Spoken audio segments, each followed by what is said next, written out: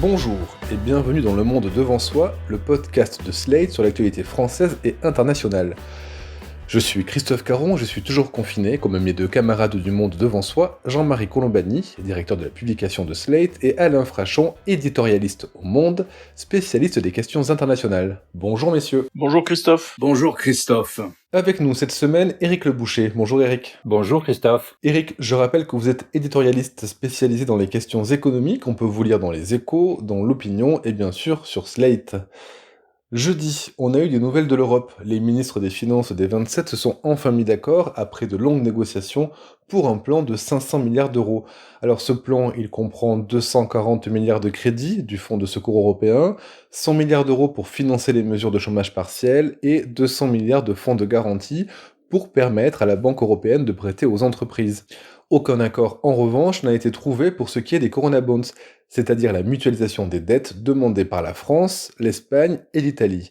Nous allons revenir en détail sur ce plan, mais d'abord une question, est-ce que l'Union a été à la hauteur des enjeux, Jean-Marie ? Je vais vous répondre de façon un peu contradictoire. Ce qui me frappe, c'est qu'on est enveloppé aujourd'hui dans nos pays, notamment en France, par une atmosphère anti-européenne extravagante. Vraiment, le chorus, la pensée obligatoire, la pensée unique obligatoire, c'est de se plaindre, de dire que l'Europe, ça ne va pas, l'Europe n'est pas à la hauteur, l'Europe n'est pas au rendez-vous, l'Europe ceci, l'Europe cela.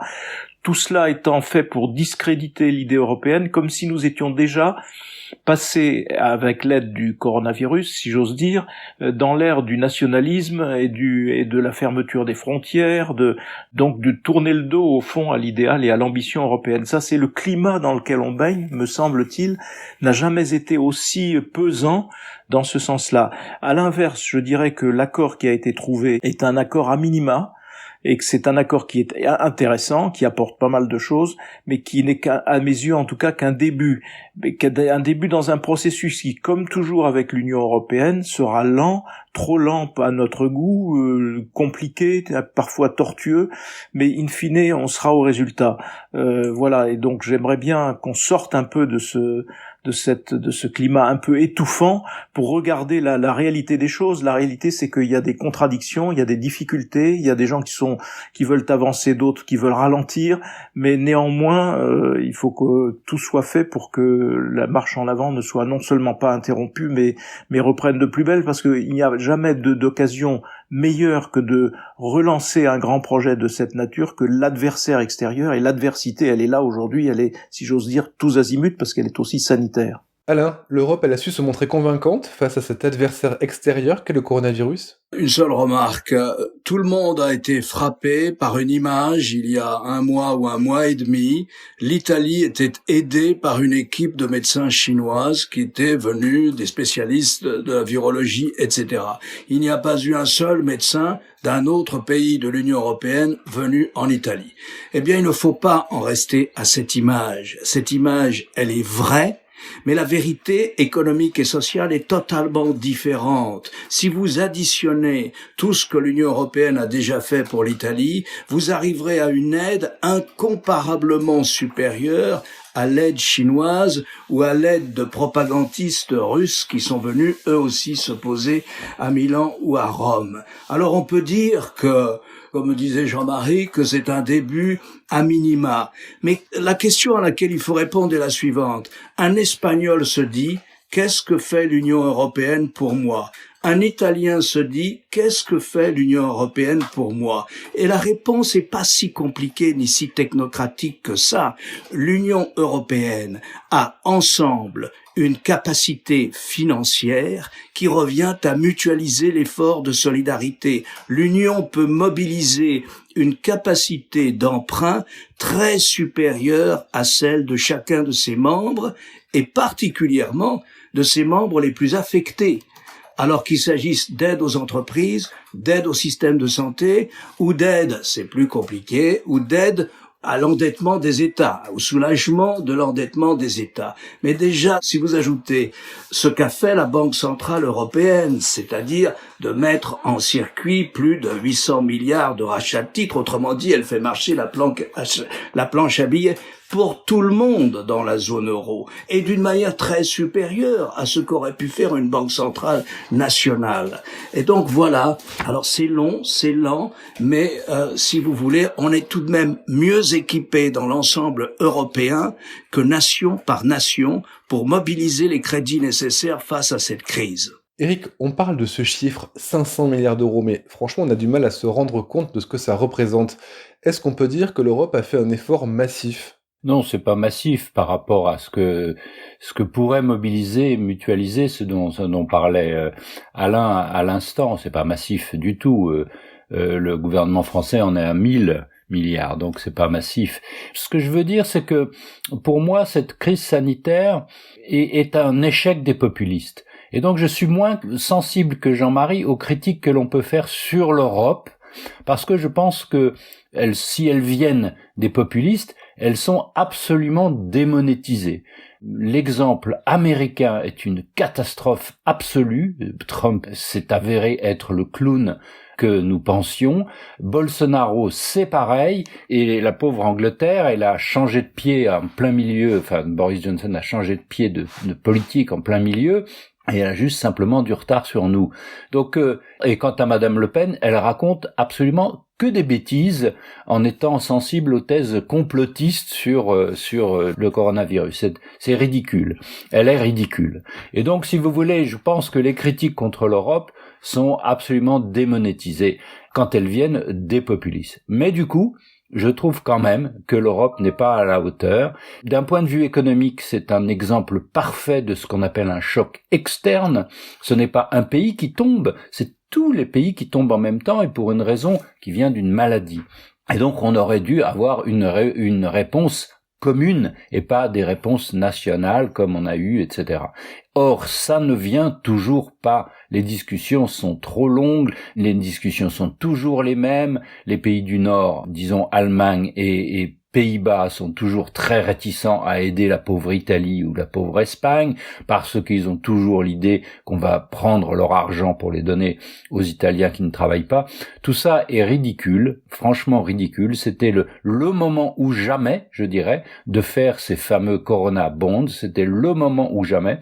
Je sens d'ailleurs, en vérité, que la chancelière allemande est sensible à l'argument, qu'elle irait volontiers, mais que ces pays-là ont une position politique, enfin ces gouvernements ont des positions politiques extrêmement fragilisées à cause de l'extrême droite, et donc n'osent pas, mais pourtant ce serait le moment ou jamais. Donc je continue de penser qu'il faut critiquer l'Europe pour ne pas le faire. Alors vous avez évoqué ces Corona Bonds. Est-ce que vous pouvez nous expliquer en 2 mots ce que c'est ? C'est simple, c'est le Corona Bond, ça voudrait dire que c'est Bruxelles, la Commission, qui emprunte au lieu que ce soit chacun des États.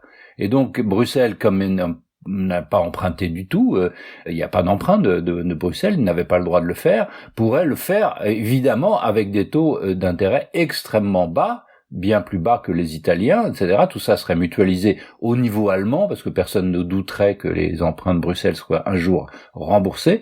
Donc les taux seraient très bas, et donc après, on les distribuerait, alors il faudrait savoir comment, mais on les distribuerait aux différents pays. Mais c'est ça la mutualisation dont parlait Frachon tout à l'heure. Est-ce que on n'est pas en train, avec ces Corona Bonds, de mener une bataille sémantique très académique?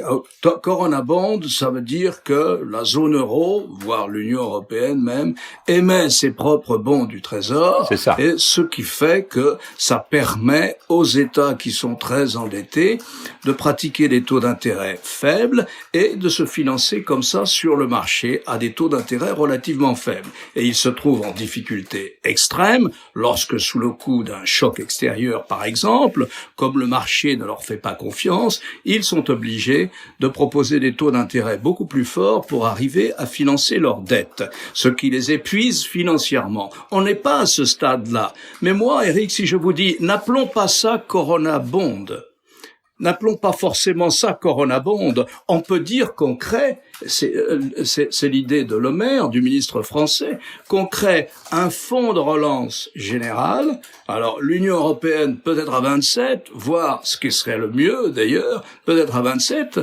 elle lancerait un emprunt. On les appellerait pas bons du Trésor, on les appellerait pas Corona Bond, mais ça ne trompe personne. On sait bien à quoi servirait cet emprunt.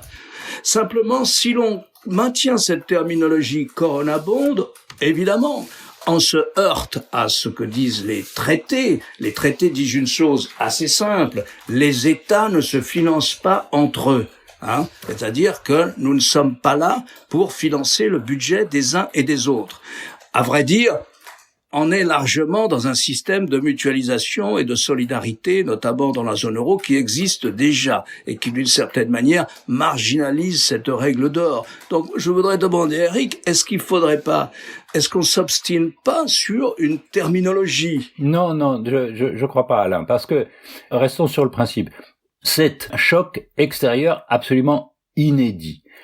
Il est d'une force incroyable, mettons 10% du PIB et probablement peut-être plus, ça dépend combien de temps va durer la pandémie évidemment, mais plus de 10%, peut-être 15%, c'est une véritable guerre. C'est pour ça qu'on parle de la Deuxième Guerre mondiale. Donc c'est une véritable guerre. Tous les pays sont pris dedans.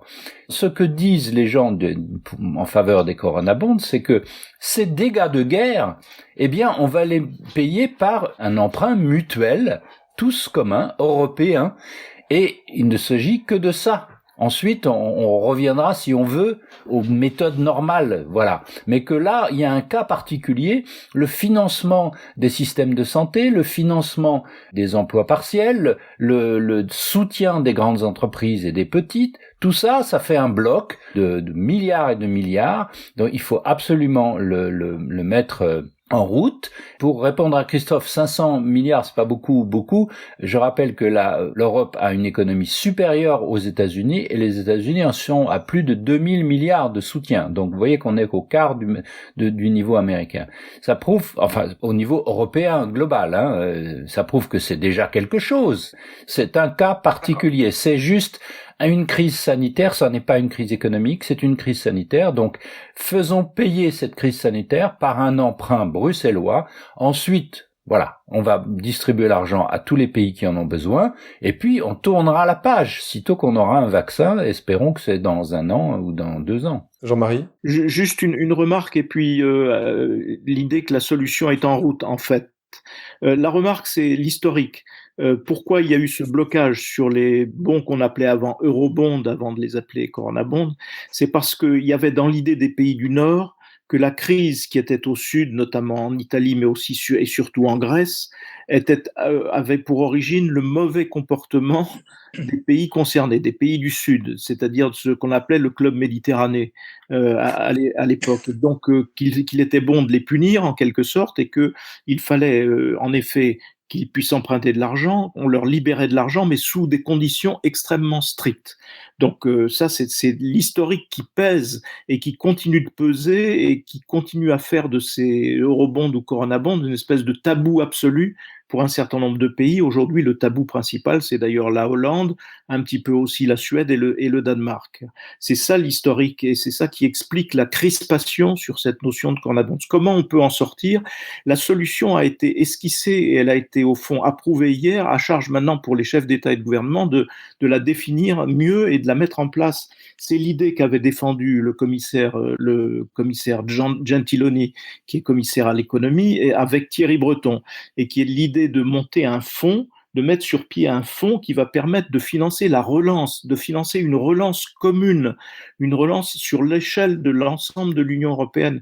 Et donc ça veut dire que ce fonds emprunterait, ce serait un fonds qui emprunterait pour des dépenses immédiates et absolument nécessaires. Et donc c'est un petit peu la solution à l'absence de Corona Bonds que ce fonds-là, parce qu'il serait là précisément pour financer une relance et faire Oui, mais Jean-Marie, qui serait alors à charge pour les chefs d'État maintenant d'en définir le montant et le mécanisme. Mais le mécanisme, ce sera bien une mutualisation. On mutualisera des emprunts, donc on mutualisera la dette de ces emprunts liée à la nécessité absolue de mettre de l'argent massivement sur cette reprise. Alors ça, c'est acté dans son principe, mais ça n'est pas encore défini, puisque ce sera au chef d'État et de gouvernement de le définir. Et juste un mot pour conforter ce que disait Éric tout à l'heure sur l'évolution de l'esprit allemand.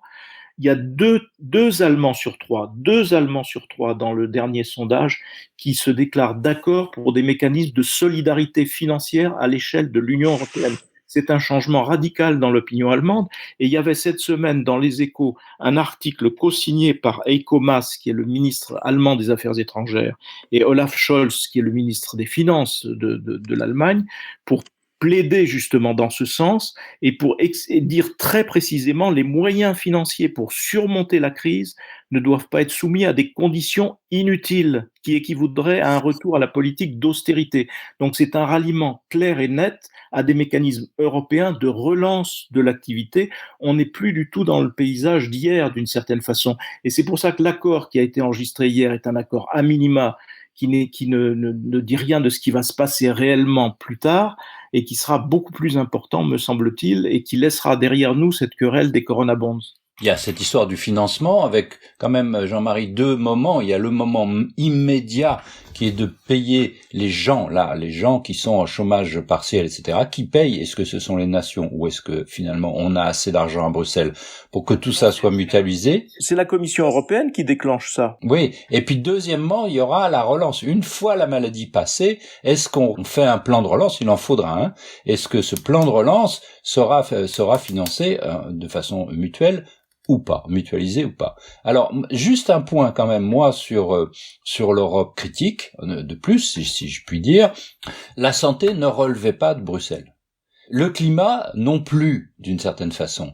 Et c'est quand même nécessaire de critiquer l'Europe pour qu'elle s'occupe des problèmes de l'heure. Et qu'elle arrête de ne penser qu'à les normes sur le plastique ou sur les œufs. Et donc, il est temps qu'il y ait une relance européenne, y compris, à mon avis, sur les sujets dont elle s'occupe, donc institutionnels, parce que il faut qu'elle s'occupe des sujets de l'heure. Comme disait Alain tout à l'heure, il faut que le Portugais se dise « Qu'est-ce que Bruxelles fait pour moi ?» Il faut une réponse à ça. On a vu des couacs diplomatiques entre pays, par exemple cette dispute entre la France et la Suède à propos de masques. La réponse qu'a apportée l'Europe à cette crise est pour l'instant une réponse purement économique. On a tout de même l'impression qu'elle ignore la réponse politique, et vous le dites Éric, surtout en matière de santé. Alain, je voudrais revenir sur un point qu'on a déjà traité dans Le Monde devant soi, c'est la gestion de la santé au niveau européen. Est-ce que cette crise va, par sa gravité, pousser les institutions à repenser la manière d'aborder la santé au niveau européen? Est-ce qu'il va y avoir un déclic? Est-ce qu'on va réussir à la jouer collectif? Est-ce que, enfin, les responsables européens, voyant que finalement, le fait que chaque pays lutte à sa manière de son côté, ça ne fonctionne pas très bien, est-ce que les responsables européens vont se dire, la santé, ça doit devenir une prérogative européenne? Tout simplement parce que les Européens ont décidé de ne pas mutualiser cette question. Ils considèrent que cette question de la santé, c'est comme du régalien. Ça touche à quelque chose qui relève de la souveraineté, si vous voulez, et même de l'intime, d'une certaine manière. Et donc, c'est vrai, il y a un contrôle sur la qualité des médicaments dans toute l'Europe qui fait que c'est probablement la meilleure du monde, où c'est le continent où il y a le moins d'accidents avec la qualité des médicaments, mais il n'y a pas de normes d'équipement des hôpitaux, par exemple, ça n'existe pas. Et d'ailleurs, ce serait un cauchemar bureaucratique invraisemblable, si vous voulez. Et donc, je ne sais même pas si c'est concevable d'imaginer comme ça un système des normes de santé européennes. Les priorités ne sont pas les mêmes à Stockholm et à Athènes en matière de santé publique. On le voit bien. Chaque pays a des spécificités. On vient du monde entier se faire soigner pour le cancer en France. notamment à Villejuif, du monde entier, si vous voulez. Il y a des domaines dans lesquels la France est en avance. Bon, il y a comme ça, je veux dire, des spécificités qui correspondent à des choix qu'ont fait chacun des États. Nous sommes des démocraties. Il y a forcément une part de juridique obligatoire à respecter dans le contrat qui nous lie au projet européen. Il est inconcevable d'avoir comme ça une autorité centrale qui définirait dans le détail l'équipement des hôpitaux de 580 millions de personnes, si vous voulez. Après, vous posez une autre question qui est sous-jacente, Christophe, à votre question, je la vois venir. Pourquoi est-ce qu'une fois de plus, le nord de l'Europe est exaspérant dans un meilleur équipement collectif? Pourquoi est-ce que l'Allemagne, sans doute avec une politique de santé qui lui coûte un peu moins cher que la nôtre, est mieux équipée face à cette épidémie spécifique ou particulière? Écoutez, moi je n'ai pas de réponse, simplement que je sais que l'histoire et la culture sont passées par là et qu'il y a quelque chose qui ressemble à une intelligence économique collective. Il y a une intelligence économique et sociale nationale ou régionale, ça existe. Elle n'est pas unanimement et de la même manière partagée à l'évidence dans toute l'Europe. Éric ? Quand même, pour répondre à Alain, c'est vrai qu'on peut pas imaginer qu'il y ait un hôpital central européen. Ce serait une catastrophe et ce serait un cauchemar, je suis assez d'accord. Mais tout de même, la santé ne relève pas non plus de chacune des communes de France. En Espagne, je vous rappelle que la santé dépend des régions. Et vous avez vu que c'était atroce, que les régions ne se prêtaient pas les médecins pour aller aider celles qui étaient surchargées. C'est quand même pas meilleur. Il y a un moment où il faut repenser le système global. Et je le disais sur la santé, je le disais sur le climat. Alors ça a été fait beaucoup par von der Leyen, c'est son projet. Ça devrait être fait sur le numérique aussi. Enfin, bref, les enjeux d'aujourd'hui, ou encore sur la culture. Quand on débat sur les identités, la culture, c'est resté au niveau national. C'est certain que si on veut relancer l'Europe, il y a autour des lumières, si c'est ça que on peut élargir, eh bien, il y a une défense commune européenne qu'il faudrait mettre en place. Et le mot de défense s'ajoute à ma liste. Il faudrait que l'Europe prenne en charge un certain nombre de choses très utiles aujourd'hui. Je le redis, la santé, le climat, le numérique, la culture, la défense. En attendant tous ces projets, l'urgence absolue pour les Européens, et je pense qu'ils sont de ce point de vue-là à l'unisson, c'est de faire face à la crise économique qui a commencé de se déclencher et qui va être d'une ampleur totalement inédite et qui va être absolument monstrueuse en termes de conséquences économiques et sociales. Et donc de ce point de vue-là, c'est vrai, pour en revenir au point de départ de notre discussion, que dans l'accord d'hier, il y a quelque chose pour financer le chômage partiel dans tous les pays, il y a quelque chose pour financer l'aide aux entreprises et il y a quelque chose pour financer les emprunts d'État. Mais c'est d'une ampleur qui est en effet pour le moment trop faible par rapport à la catastrophe économique qui est en train d'arriver. Donc j'en reviens moi aussi à mon point de départ qui est l'idée de cette création de ce fonds de relance est une idée majeure parce que si elle prend forme et si elle est d'une ampleur suffisante, on aura fait la preuve que l'Union européenne a compris qu'il fallait affronter, et à mon avis ça éclipse tout le reste, ça met de côté tout le reste qu'elle affrontera d'une seule voix et avec des mécanismes communs l'ampleur de cette crise dont nous aurons du mal à sortir parce qu'on aperçoit à ce stade quelques-uns des signes en France de recul du produit, d'un certain nombre de catastrophes dans un certain nombre de secteurs aussi, mais tout ça va se dérouler à l'échelle de l'Union européenne. Et je pense que ça met de côté tous les autres sujets, y compris celui de la santé, parce qu'on n'aura jamais en effet un système de santé européen. Chacun gardera la mainmise et la maîtrise de son propre système de santé. Est-ce que finalement l'Europe ne joue pas son existence dans sa réponse à cette crise ? Est-ce que c'est juste une crise parmi d'autres ou est-ce que c'est une sorte de stress test ultime pour l'Union, Jean-Marie ? Moi, je pense que c'est un stress test en grandeur nature, parce qu'on l'a dit et répété, cette crise est inédite par son ampleur, par sa soudaineté, par sa nature.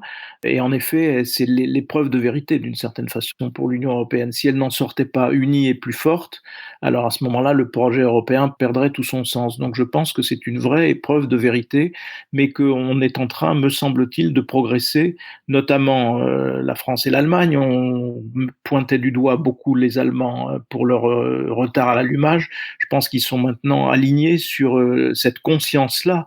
Et donc, fort de tout cela, il faut évidemment espérer que nous avancerons dans la bonne direction. Moi, je pense pas du tout que ce soit un test existentiel, cette crise sanitaire. Parce que en face, c'est quoi? C'est le nationalisme.